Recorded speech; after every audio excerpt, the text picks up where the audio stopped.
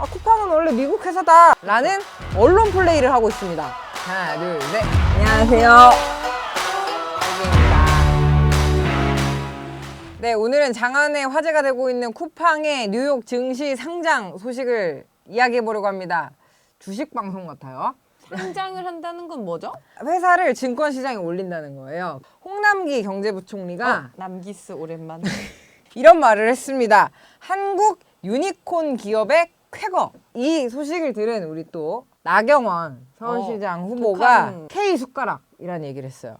문재인 정부가 쿠팡이 한 성과를 가지고 숟가락을 얻는다 이런 비판을 하면서 쿠팡이 한국 시장이 아니라 미국 시장에 뺏긴 거다라는 얘기를 하고 규제하지 말아야 된다라는 주장을 합니다. 한국이 규제를 할 수 있어요? 이 뉴욕 증시 시장에 된 것이 하나의 큰 차이가 있다라고 기사에서 나오고 있어요. 차등 의결권 제도. 우리는 주식이 한 주 있으면 의결권이 하나잖아요. 그래서 막 드라마 같은 데 보면 주주총회 막 와서 허허허 막 웃으면서 마지막에 나왔어요. 네, 마지막에 막 여기 주식을 모았습니다 이런 걸 하잖아요. 그럼 한국에서는 한 주당 하나의 의결권인데 뉴욕에서는 경영자한테 더 많은, 그러니까 한 주인데 의결권을 더 많이 주는 차등 의결권이 가능하다라고 해요. 그래서 이번에도 쿠팡의 김범석 의장이 가진 주식은 하나의 의결권이 아니고 29개. 9배?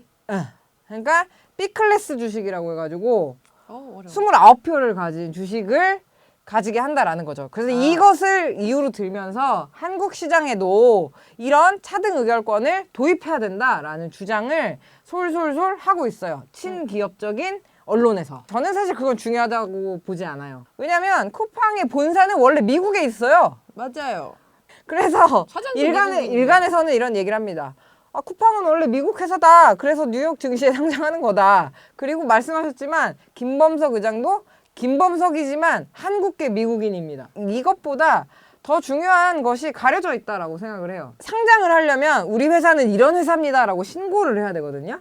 근데 그쵸. 쿠팡이 쓴 신고서에 쿠팡 이츠, 쿠팡 플렉스 이런 분들은 우리 회사 직원이 아니다라고 했어요. 그리고 이것은 한국 정부가 인정해줬다. 네, 그렇게 승인해줬다. 신고를 한 거죠. 이 플랫폼 노동자는 쿠팡의 직원이 아니다라는 것을 공식 승인했다라는 바로 그 점이 정말 맞는지 고용노동부가 입장을 밝혀야 된다라는 것이 더 중요하다. 그리고 두 번째는 사실 쿠팡에서도 굉장히 지금 산재 사망 사고가 일어나고 있어요. 맞아요. 8개월 동안 물류센터에서 돌아가신 분이 3분.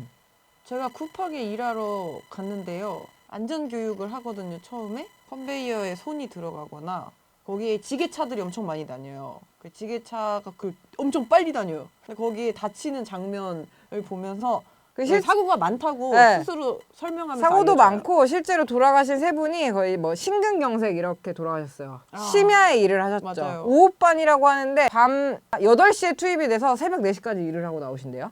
그러니까 심야에 계속 매일매일 일을 하시니까 심근경색 이런 걸로 이제 사망을 하셨는데 쿠팡이 인정을 잘 안 해줬습니다. 과로죠, 과로. 네, 쿠팡이 산재를 인정을 안 해준 걸로 최근에 언론에 있었는데 이번에 뉴욕 증시를 상장한다고 하면서 쿠팡 물류센터에서 일하는 일용직도 2년을 일하면 주식을 주겠다라는 언론 플레이를 하고 있습니다. 그 기사 댓글이 끝내줬는데요. 뭐지? 주식 주지 말고 2시간에 10분이라도 쉬게끔 해줘라. 저희 휴식 시간이 없어요.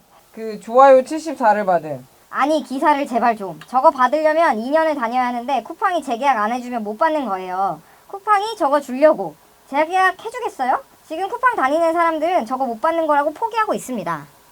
이렇게 다들 얘기를 하고 있어요. 계약이 어떻게 됐나요? 라고 했더니 3개월로 계약을 하고 연장하거나 이제 그만두거나 하는 거래요. 근데 3개월 버티기가 목표라고 하더라고요. 이 여기다가 뭐 찬 다음에 속도가 안 나오면 PDA.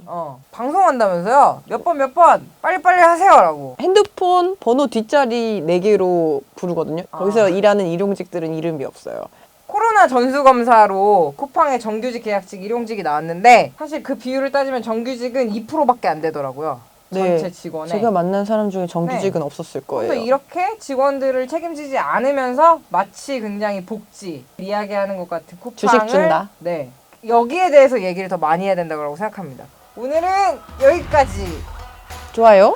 구독, 알림 설정. 송명숙 채널로 놀러오세요.